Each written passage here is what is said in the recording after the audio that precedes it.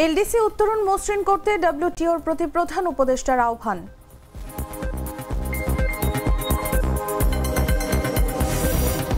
বিশেষ তদন্ত কর্মকর্তার জবানবন্দি আজ শোনানো হবে জব্দ ফোনালাপ।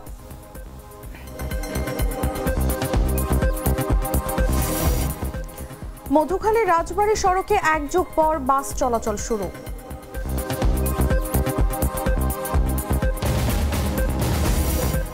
সুপার টাইফুন রাগাসা, তাইওয়ানে 14 জনের মৃত্যু।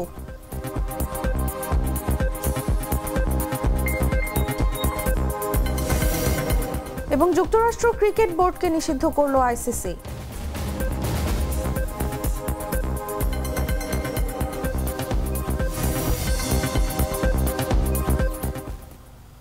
এতক্ষণ শুনছিলেন সংবাদ শিরোনাম। দর্শক, আমন্ত্রণ বেলা 11টার সংবাদে, সাথে আছি আমি তাসলিমা তিথি।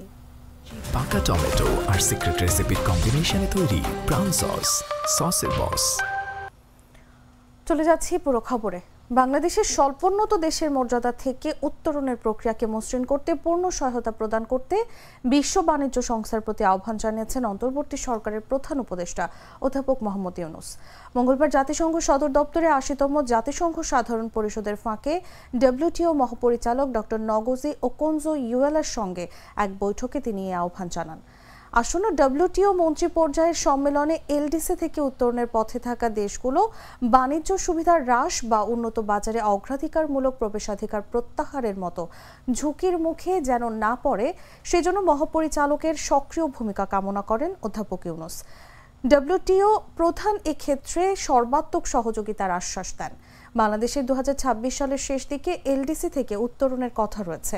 বৈঠকে বৈশ্বিক বাণিজ্যে সুরক্ষা নীতি বৃদ্ধি, বিশ্বায়নের গতি মন্থর হওয়ার আশঙ্কা এবং বহুল প্রত্যাশিত ডব্লিউটিওর সংস্কার নিয়েও আলোচনা হয়।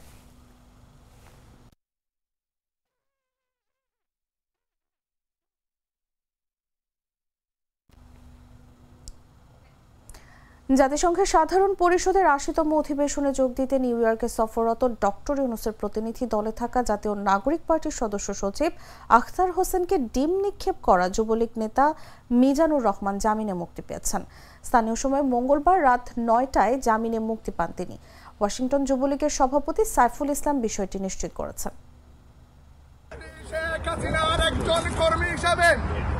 গত 14টি বছর থেকে নিজের জীবন এবং যৌবনের সর্বোচ্চটুকু দিয়ে যুক্তরাষ্ট্র যুবলীগের একজন কর্মী হিসেবে কাজ করে যাচ্ছি। কিন্তু আজকে আপনারা যারা জননেত্রী শেখ হাসিনার নির্দেশে গতকাল রাতে আমি কারাগারে যাওয়ার পর থেকে আপনারা সকলেই না ঘুমে না খেয়ে পরিবার পরিজনকে সময় না দিয়ে কারাগারের বারান্দায় ছিলেন। আপনাদের সবাইকে আমার ব্যক্তিগত পক্ষ থেকে, আমার প্রিয় সংগঠন যুবলীগের পক্ষ থেকে ধন্যবাদ এবং কৃতজ্ঞতা জানাই। সংগ্রামী উপস্থিতি, ইতিমধ্যে আমাদের আওয়ামী লীগের সভাপতি সাহেব বলেছেন, আমরা এয়ারপোর্টে যেই ঘটনা ঘটেছিল এই ঘটনার সাথে আমার অ্যারেস্টের কোনো সম্পৃক্ততা নাই। কারণ আমরা যেখানে আপনারা দেখেছেন এয়ারপোর্টে কুলাঙ্গার আক্তারকে যেভাবে ডিম নিক্ষেপ করেছিলাম, আমরা ওখানে সংখ্যায় কম ছিলাম, কিন্তু আমরা প্রতিজ্ঞা করেছিলাম যে আমরা আওয়ামী লীগের নেতা কর্মীরা এবার ভয়ঙ্কর রূপে ফিরব। জুলাই আগস্টে বৈষম্য বিরোধী ছাত্র আন্দোলন দমনের সময় সংঘটিত মানবতা বিরোধী অপরাধের অভিযোগে ক্ষমতাচ্যুত প্রধানমন্ত্রী শেখ হাসিনা সহ 3 আসামিদের বিরুদ্ধে করা মামলায় 52তম সাক্ষী হিসেবে জবানবন্দি দেবেন আন্তর্জাতিক অপরাধ ট্রাইব্যুনালের প্রসিকিউটর বিশেষ তদন্ত কর্মকর্তা তানভীর হাসান জোহা। তার সাক্ষী দেওয়ার সময় আন্দোলন দমনে ক্ষমতাচ্যুত প্রধানমন্ত্রী শেখ হাসিনার কয়েকটি ফোন আলাপও আদালতে বাজিয়ে শোনানো হবে। ট্রাইব্যুনালের অনুমতি সাপেক্ষে এটা সব গণমাধ্যমে সরাসরি সম্প্রচার করা হবে। সাংবাদিকদের এমন তথ্য জানান আন্তর্জাতিক অপরাধ ট্রাইব্যুনালের রাষ্ট্রপক্ষের অন্যতম প্রসিকিউটর গাজী মোনাওয়ার হোসেন তামিম। আন্তর্জাতিক অপরাধ ট্রাইব্যুনালে আগামীকাল সাবেক প্রধানমন্ত্রী শেখ হাসিনার মামলায় 52তম প্রসিকিউশন সাক্ষী হিসাবে সাক্ষ্য প্রদান করবেন এই মামলার স্পেশাল ইনভেস্টিগেটিং অফিসার। এই মামলার স্পেশাল ইনভেস্টিগেটিং অফিসার তার তদন্তকালে সাবেক প্রধানমন্ত্রী শেখ হাসিনার বেশ কয়েকটি ফোনালাপ জব্দ করেছেন। তিনি তার সাক্ষ্য প্রদানে সেই কয়েকটি ফোনালাপ ট্রাইব্যুনালে বাজিয়ে শোনাবেন এবং সেই মর্মে ট্রাইব্যুনালে সাক্ষ্য প্রদান করবেন। ট্রাইব্যুনালের অনুমতি সাপেক্ষে তার জবানবন্দি সরাসরি সম্প্রচার করা হবে ট্রাইব্যুনালের ওয়েবসাইটে এবং প্রত্যেকটি ইলেকট্রনিক মিডিয়াতে।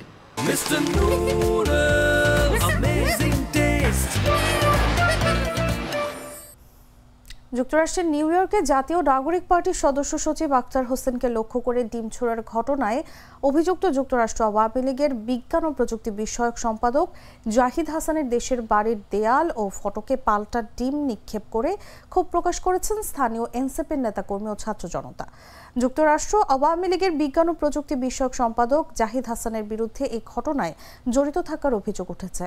মঙ্গলবার সন্ধ্যায় শরীয়তপুরের নড়িয়া উপজেলার চামটা ইউনিয়নের তেলিপাড়া এলাকায় এই ঘটনা ঘটে।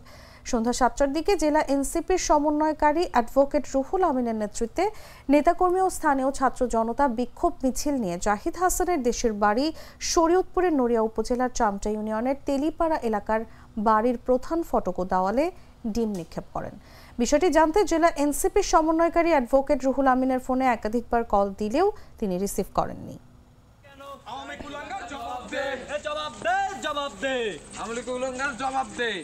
জাতীয় নেতারা মার্কিন আমেরিকাতে যাওয়াতে আওয়ামী কুলাঙ্গার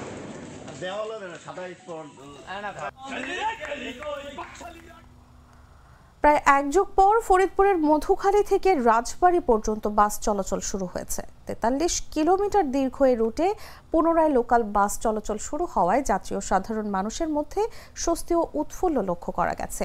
মঙ্গলবার সকাল থেকে ফরিদপুরের মধুখালী বালিয়াকান্দি রাজবাড়ী সড়কে বাস চলাচল শুরু হয়। বাস মালিক সূত্র জানায়, দীর্ঘ প্রায় এক যুগ আগে এই রুটে বাস চলাচল করলেও বেহাল সড়ক সহ নানা কারণে তা বন্ধ হয়ে যায়। এখন সড়কের অবস্থা ভালো। সকাল ৭টা থেকে রাত ৯টা পর্যন্ত ২০ মিনিট পর পর এই রুটে বাস চলাচল করবে। মধুখালী থেকে বালিয়াকান্দি পর্যন্ত জনপ্রতি ভাড়া ৩০ টাকা, রাজবাড়ী পর্যন্ত ভাড়া ৬০ টাকা নির্ধারণ করা হয়েছে। রোজকার সাধারণ খাবার এখন হবে অসাধারণ। প্রাণ স্বাদের মশলা, স্বাদ বাড়ায়, ঘ্রাণ ছড়ায়। জানাবো আন্তর্জাতিক সংবাদ।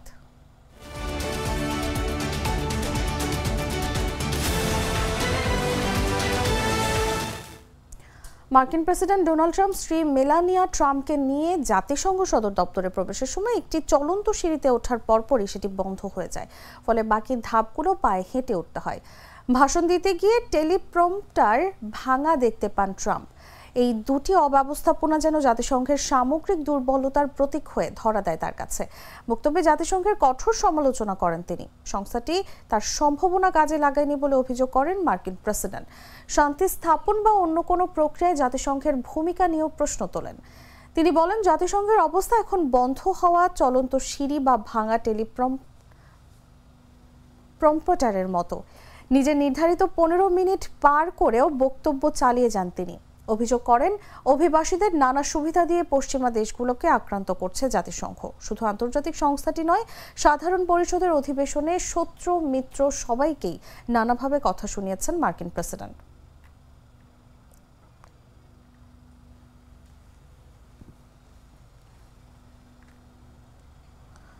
তাইওয়ানে সুপার টাইফুন রাগাসার প্রভাবে একটি হ্রদের পানি উপচে পড়ায় অন্তত ১৪ জনের মৃত্যু হয়েছে। এছাড়া নিখোঁজ হয়েছে আরও ১২০ জনের বেশি মানুষ। ঝড়ের আঘাতে ব্যাপক ক্ষয়ক্ষতির খবর পাওয়া গেছে। এদিকে হংকং কর্তৃপক্ষ এই শক্তিশালী ঘূর্ণিঝড়ের কারণে সর্বোচ্চ সতর্কতা জারি করেছে। শত শত ফ্লাইট বাতিল করা হয়েছে এবং শহরের স্কুল ও ব্যবসা প্রতিষ্ঠান বন্ধ ঘোষণা করা হয়েছে। স্থানীয় কর্তৃপক্ষ সতর্ক করেছে যে এটি সাম্প্রতিক ইতিহাসে সবচেয়ে বিধ্বংসী ঝড়গুলোর একটি হতে পারে। হংকংয়ের ৭৫ লাখ বাসিন্দা বড় ধরনের ক্ষয়ক্ষতির আশঙ্কায় প্রস্তুত রয়েছে। শহরের বিমানবন্দর খোলা থাকলেও মঙ্গলবার সকাল থেকে বুধবার পর্যন্ত বড় ধরনের ফ্লাইট বিপর্যয়ের কথা জানিয়েছে কর্তৃপক্ষ। ক্যাথে প্যাসিফিকের ৫ শতাধিক ফ্লাইট বাতিল করা হয়েছে। হংকং অবজারভেটরি জানিয়েছে তারা তৃতীয় সর্বোচ্চ সতর্কতা জারি করবে এবং এরপরেই বেশিরভাগ ব্যবসা ও গণপরিবহন বন্ধ হয়ে যাবে। চীনের দক্ষিণাঞ্চলীয় গুয়াংডং প্রদেশ থেকে প্রায় ৩,৭০,০০০ মানুষকে নিরাপদ স্থানে সরিয়ে নেওয়া হয়েছে। এটি এবছরের সবচেয়ে শক্তিশালী ঝড় হিসেবে বিবেচিত হচ্ছে।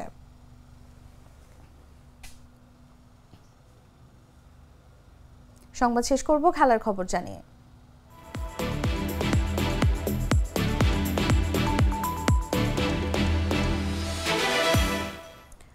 বড় দুঃসংবাদ পেল যুক্তরাষ্ট্র ক্রিকেট বোর্ড। তাদের উপর নিষেধাজ্ঞা দিয়েছে ক্রিকেটের সর্বোচ্চ নিয়ন্ত্রক সংস্থা আইসিসি। মঙ্গলবার এক ভার্চুয়াল বৈঠকে আইসিসি বোর্ড এই সিদ্ধান্ত নেয়। চলতি বছরের জুলাইয়ে আইসিসির বার্ষিক সাধারণ সভায় ইউএসএসিকে 3 মাস সময় দেওয়া হয়েছিল স্বাধীন ও নিরপেক্ষ নির্বাচন আয়োজন এবং বিস্তৃত শাসন সংস্কার কার্যকর করার জন্য। আইসিসি তখন সতর্ক করে দেয় যে ইউএসএসি এখনও নজরদারিতে রয়েছে এবং প্রয়োজনীয় অগ্রগতি না হলে কঠোর পদক্ষেপ নেওয়া হতে পারে। অবশেষে মঙ্গলবার সন্ধ্যায় ইউএসএসিকে তাৎক্ষণিকভাবে বরখাস্ত করা হয় এবং যুক্তরাষ্ট্রের জাতীয় দলের পরিচালনা ও ব্যবস্থাপনার দায়িত্ব আইসিসি সাময়িকভাবে নিজের হাতে তুলে নেয়। তবে ক্রিকেট বোর্ডের উপর নিষেধাজ্ঞা থাকলেও যুক্তরাষ্ট্রের দল 2026 টি-20 বিশ্বকাপ এবং লস অ্যাঞ্জেলস 2028 অলিম্পিকে অংশ নিতে পারবে। আইসিসি ঘোষণা করেছে যুক্তরাষ্ট্র ক্রিকেটের সংবিধান সম্পূর্ণভাবে পর্যালোচনা ও সংস্কার করা হবে। এই প্রক্রিয়া আইসিসির স্বাধীন পরিচালক ও সংশ্লিষ্ট স্টেক হোল্ডারদের সঙ্গে ঘনিষ্ঠ পরামর্শে পরিচালিত হবে।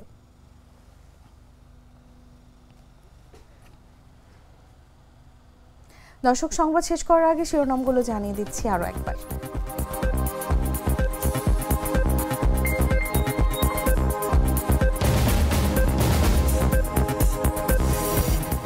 এলডিসি উত্তরণ মসৃণ করতে ডব্লিউটিওর প্রতি প্রধান উপদেষ্টার আহ্বান।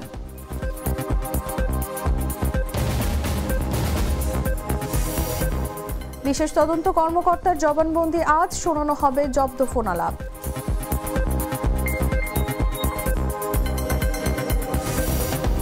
মধুখালী রাজবাড়ী সড়কে এক যুগ পর বাস চলাচল শুরু।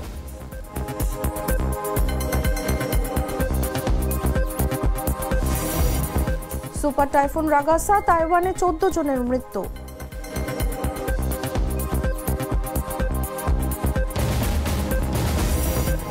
এবং যুক্তরাষ্ট্র ক্রিকেট বোর্ডকে নিষিদ্ধ করল আইসিসি।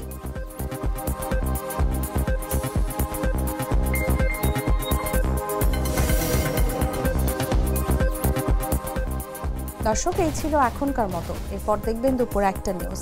প্রতি মুহূর্তে সর্বশেষ খবর জানতে ভিজিট করুন jagonews24.com। ফলো করুন আমাদের ভেরিফাইড ফেসবুক পেজ এবং সাবস্ক্রাইব করুন জাগো নিউজের ইউটিউব চ্যানেল। ধন্যবাদ সবাইকে।